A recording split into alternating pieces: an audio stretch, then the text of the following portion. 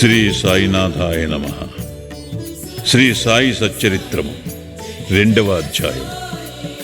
ఈ గ్రంథ రచనకు కారణము పూనుకొనుటకు అసమర్థత, బాబా అభయము, వాడాలో వివాదము, హెమాట్ పంతును బిరుదు ప్రదానము, గురువు యొక్క ఆవశ్యకత. ఈ గ్రంథ రచనకు ముఖ్య కారణము మొదటి అధ్యాయములో గోధుమలు విసరి ఆ పిండిని ఊరు బయట చల్లి కలరాజాడ్యమును తరిమివేసిన బాబా వింతచర్యను వర్ణించితిని. ఇదే కాక శ్రీ సాయి యొక్క ఇతర మహిమలు విని సంతోషించితిని. ఆ సంతోషమే నన్నీ గ్రంథము రాయుటకు పురికొల్పినది. అదే కాక బాబాగారి వింత లీలలు, చర్యలు మనస్సునకు ఆనందము కలుగుచేయును.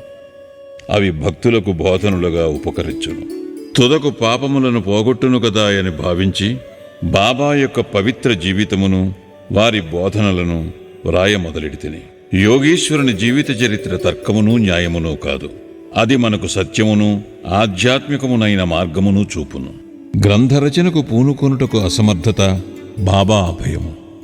శ్రీ సాయి సచ్చరిత్ర గ్రంథ రచనకు తగిన సమర్థత గలవాడను కానని హెమాట్ పంతు భయపడెను. అతడు ఇట్లనుకొనెను: నా యొక్క సన్నిహిత స్నేహితుని జీవిత చరిత్రయే నాకు తెలియదు, నా మనస్సే నాకు గోచరము కాకున్నది. ఇట్టి స్థితిలో ఒక యోగీశ్వరుని చరిత్రను నేనెట్లు రాయగలుగుదును? అవతార పురుషుల లక్షణములు ఎట్లు వర్ణించగలను? వేదములే వారిని పొగడలేకుండెను. తాను యోగి అయినా గాని యోగి యొక్క జీవితమును గ్రహింపజాలడు. అట్టిచో వారి మహిమలను నేనెట్లు కీర్తించగలను? సప్త సముద్రముల లోతును కొలువవచ్చును, ఆకాశమును గుడ్డలో వేసి మూయవచ్చును, కానీ యోగీశ్వరుని చరిత్ర వ్రాయుట బహు కష్టము. ఇది గొప్ప సాహసకృత్యమని కూడా నాకు తెలియను. అందువలన నలుగురిలో నవ్వులు పాలగుదునేమోనని భయపడి శ్రీ సాయీశ్వరుని అనుగ్రహము కొరకు ప్రార్థించాను. మహారాష్ట్ర దేశములోని ప్రథమ కవియు యోగీశ్వరుడు నగు జ్ఞానేశ్వర మహారాజు యోగుల చరిత్ర వ్రాసిన వారిని భగవంతుడు ప్రేమించునని చెప్పియున్నారు. ఏ భక్తులు యోగుల చరిత్రలను వ్రాయ కుతూహలపడెదరో వారి కోరికలు నెరవేరునట్లు, వారి గ్రంథములు కొనసాగునట్లు చేయుటకు యోగులు అనేక మార్గములను అవలంబించెదరు. యోగులే అట్టి పనికి ప్రేరేపింతురు. దానిని నెరవేర్చుటకు భక్తుని కారణమాత్రునిగా నుంచి వారి వారి కార్యములను వారే కొనసాగించుకొనెదరు. 1700 శక సంవత్సరములో మహీపతి పండితుడు యోగీశ్వరుల చరిత్రలను వ్రాయుటకు కాంక్షించెను. యోగులు అతనిని ప్రోత్సహించి ఆ కార్యమును కొనసాగించిరి. అట్లే 1800 శక సంవత్సరములో దాసగను యొక్క సేవను ఆమోదించిరి. మహీపతి 4 గ్రంథములను వ్రాసెను. అవి భక్త విజయము, సంత విజయము, భక్త లీలామృతము, సంత లీలామృతము అనున్నవి. దాసగను వ్రాసినవి భక్త లీలామృతమును, సంత కథామృతమును మాత్రమే. ఆధునిక యోగుల చరిత్రలు వీని యందు గలవు. భక్త లీలామృతములోని 31, 32, 33 అధ్యాయముల యందును, సంత కథామృతములోని 57వ అధ్యాయమందును సాయిబాబా జీవిత చరిత్రయు వారి బోధలను చక్కగా విశదీకరింపబడినవి. ఇవి సాయిలీలా మాసపత్రిక సంపుటము 17, సంచికలు 11, 12 నందు ప్రచురితములు. చదువరులు ఈ అధ్యాయములు కూడా పఠించవలను. శ్రీ సాయిబాబా అద్భుత లీలలు బాంద్రా నివాసియకు శ్రీమతి సావిత్రిబాయి రఘునాథ్ తెండూల్కర్చే చిన్న పుస్తకములో చక్కగా వర్ణింపబడినవి. దాసగను మహారాజు గారు కూడా శ్రీ సాయి పాటలు మధురముగా వ్రాసి ఉన్నారు. గుజరాతీ భాషలో అమీదాస్ భవానీ మెహతా అను భక్తుడు శ్రీ సాయి కథలను ముద్రించినారు. సాయినాథ ప్రభను మాసపత్రిక షిరిడీలోని దక్షిణ భిక్ష సంస్థ వారు ప్రచురించియున్నారు. ఇన్ని గ్రంథములుండగా ప్రస్తుత సచ్చరిత్ర వ్రాయుటకు కారణమేమి, దాని అవసరమేమి అని ఎవరైనాను ప్రశ్నించవచ్చును. దీనికి జవాబు మిక్కిలి తేలిక. సాయిబాబా జీవిత చరిత్ర సముద్రము వలె విశాలమైనది, లోతైనది. అందరూ దీని యందు మునిగి భక్తి జ్ఞానములను మనులను వెలికి తీసి కావలసిన వారికి పంచిపెట్టవచ్చును.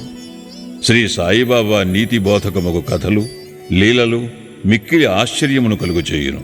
అవి మనోవికలత చెందిన వారికి, విచారగ్రస్తులకు శాంతి సమకూర్చి ఆనందము కలుగుచేయును.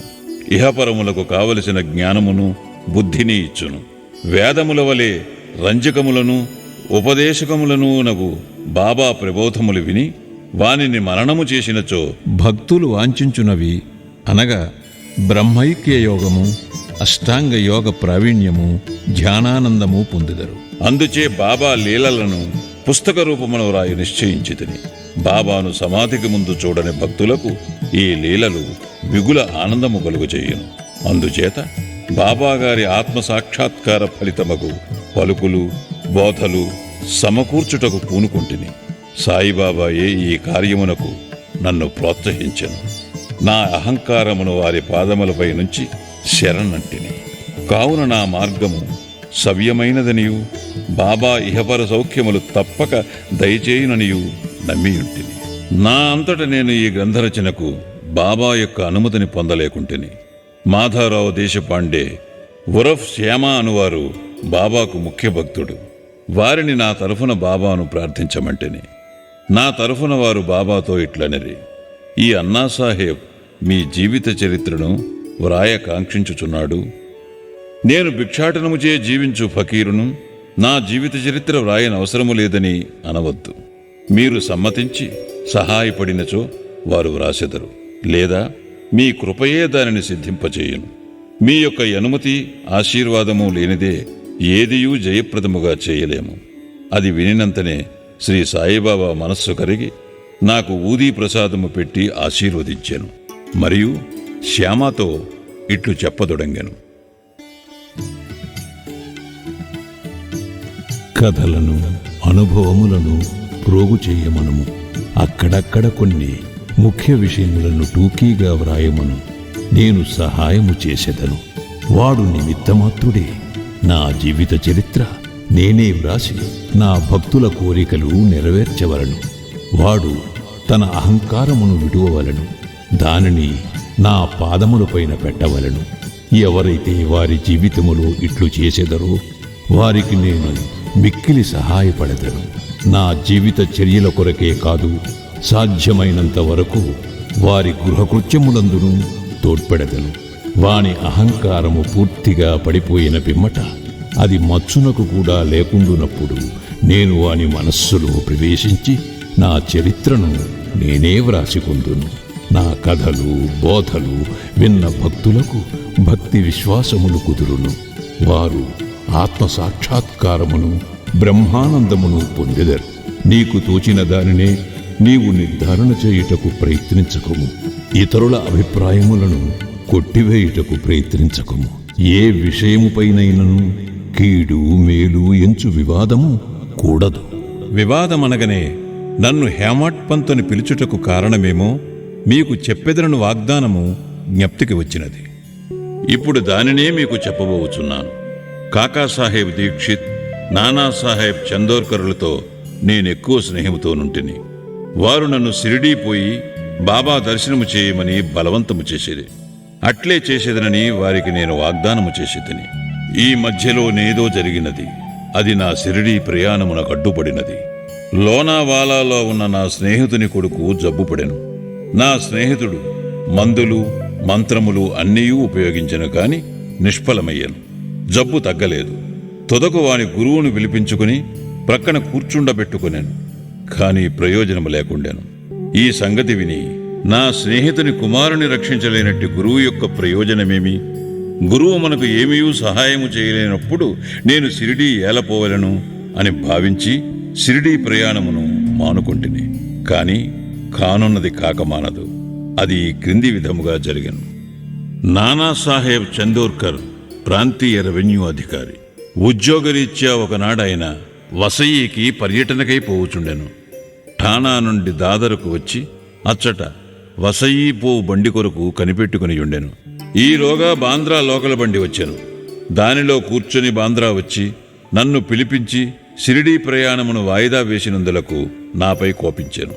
నానా చెప్పినది సంతోషదాయకముగాను సమ్మతముగాను ఉండెను.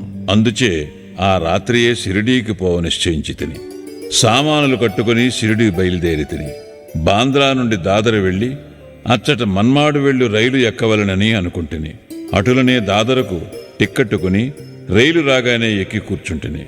బండి ఇక బయలుదేరుననగా మహమ్మదీయుడొకడు నేను కూర్చుని పెట్టిలోకి హడావిడిగా వచ్చి నా సరంజామానంతయు చూచి ఎక్కడకు పోవుచుంటివని నన్ను ప్రశ్నించాను. నా ఆలోచన వారికి చెప్పితిని. వెంటనే అతడు దాదర్ స్టేషన్లో దిగవద్దని, ఎందుకనగా మన్మాడు మైలు దాదర్లో ఆగదని, అదే రైలులో ఇంకనూ ముందుకు పోయి బోరీబందర్ స్టేషన్లో దిగమని నాకు సలహా చెప్పాను. ఈ చిన్న లీలయే జరగకుండానిచో నేను అనుకున్న ప్రకారము ఆ మరుసటి ఉదయము షిరిడీ చేరలేకపోయేవాడను. అనేక సందేహములు కూడా కలిగి ఉండేవి. కాని నా అదృష్టవశాత్తు అది అట్లు జరగలేదు. మరుసటి దినము సుమారు 9-10 గంటలలోగా నేను షిరిడీ చేరితిని. షిరిడీలో నా కొరకు కాకాసాహెబ్ దీక్షిత్తు కనిపెట్టుకుని ఉండెను. ఇది 1910 ప్రాంతములో జరిగినది. అప్పటికి సాఠేవాడ ఒక్కటే షిరిడీ వచ్చు భక్తుల కొరకు నిర్మించబడి ఉండెను. టాంగా దిగిన వెంటనే బాబాను దర్శించవలనని నాకు ఆత్రము కలిగెను. అంతలో అప్పుడే మసీదు నుండి వచ్చుచున్న తాత్యా సాహేబ్ నోల్కర్ బాబా వాడా చివర ఉన్నారనియు మొట్టమొదట ధూళి దర్శనము చేసుకొనమని నాకు సలహా ఇచ్చాను. స్నానానంతరము ఓపికగా మరల చూడవచ్చును అనెను. ఇది వినిన తోడనే నేను పోయి బాబా పాదములకు సాష్టాంగ నమస్కారము చేసితిని.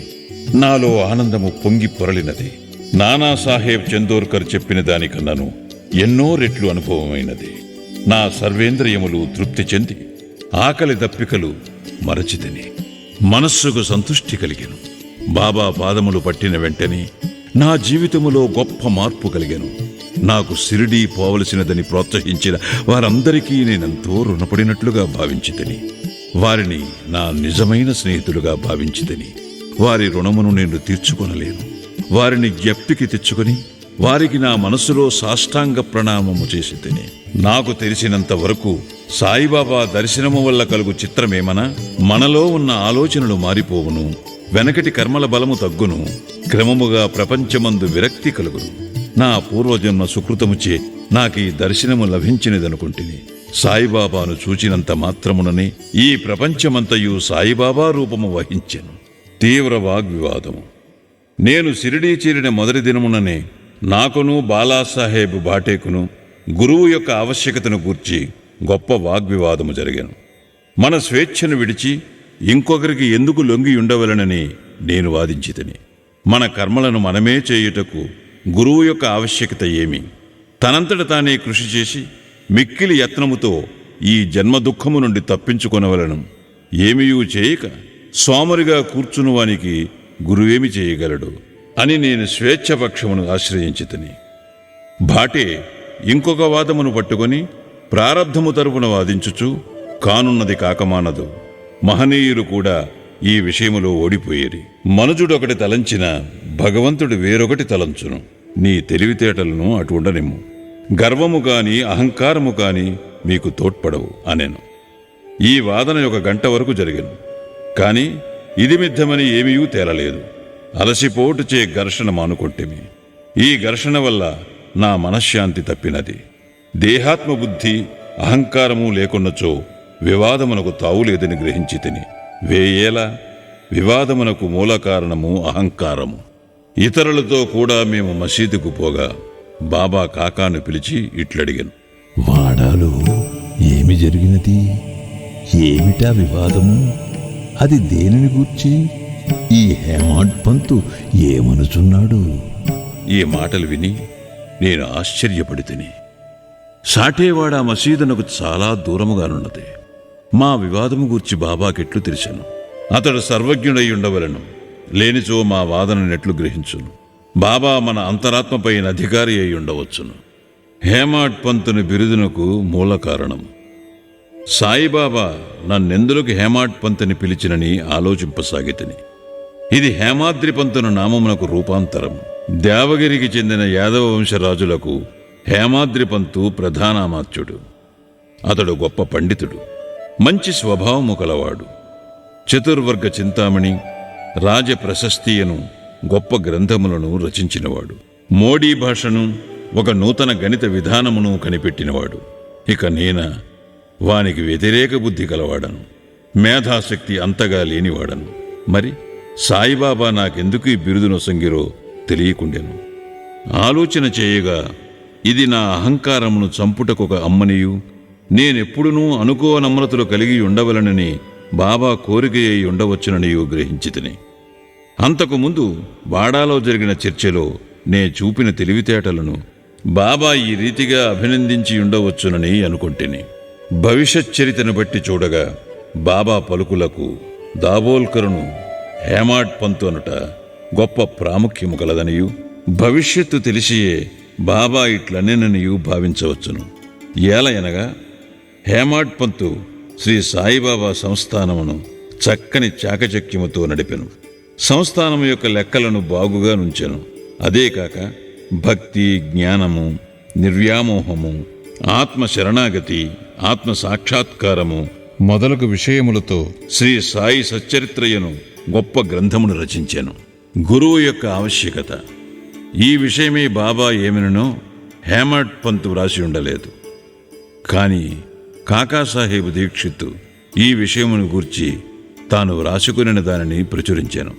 హేమాడ్ పంతు బాబాను కలిసిన 2వ దినము కాకాసాహెబ్ దీక్షిత్ బాబా వద్దకు వచ్చి షిరిడి నుండి వెళ్ళవచ్చునా అని అడిగాను.